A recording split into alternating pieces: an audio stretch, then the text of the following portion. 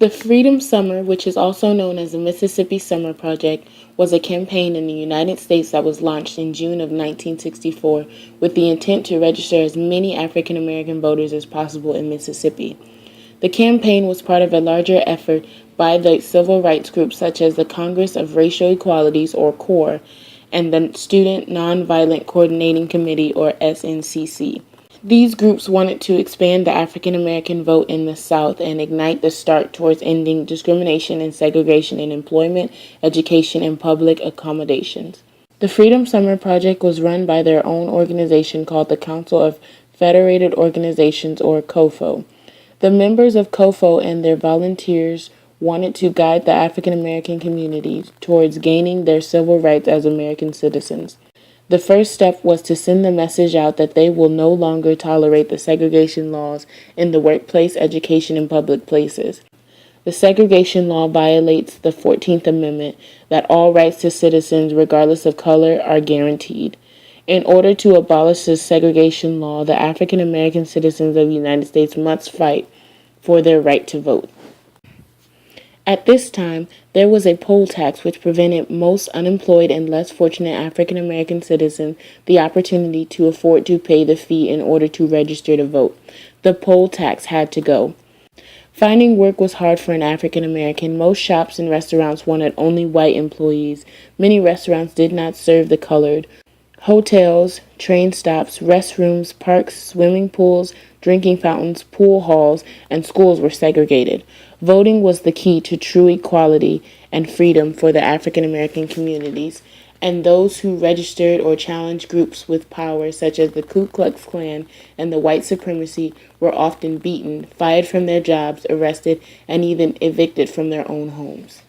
On June 15, 1964, the first 300 volunteers arrived to risk their lives for the Freedom Summer Project in Mississippi.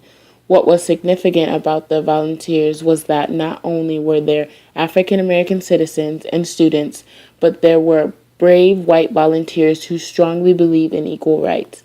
They came from all over the country to help and give their support to the Freedom Project. This enraged some of the Southerners who disapproved of whites coming down to Mississippi to help the African Americans. Residents and volunteers were met by extraordinary violence, including bombings, kidnappings, and torture. On the second day, June 16, two of the white student volunteers, Michael Swincher and Andrew Goodman, both came down from New York, and a local African American, James Chaney, suddenly disappeared. There was a worldwide spread of the missing volunteers over the national news. Even the FBI was involved to search for them and find the ones responsible.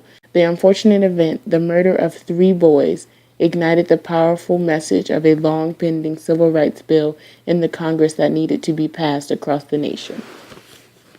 The harassment, suffering, and injustice experienced by the Freedom Project members was covered nationwide on the media, and the public outrage helped swell support for new and federal interventions. They achieved opening more than 40 freedom schools in 20 communities with more than 2,000 students and 175 teachers. Regardless of the shootings, beatings, arrests, murders, and intimidations, more than 62,000 Freedom volunteers casted ballots. Because of the murder of the 3 Freedom Project volunteers, millions of people across the country were shocked and were more conscious of the fact that America needed to change their opinion about segregating innocent African American citizens.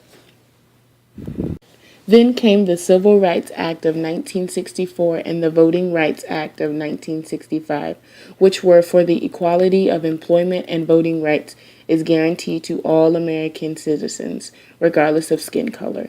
In the following years, African Americans were elected to local offices such as mayors, school boards, and chief of police.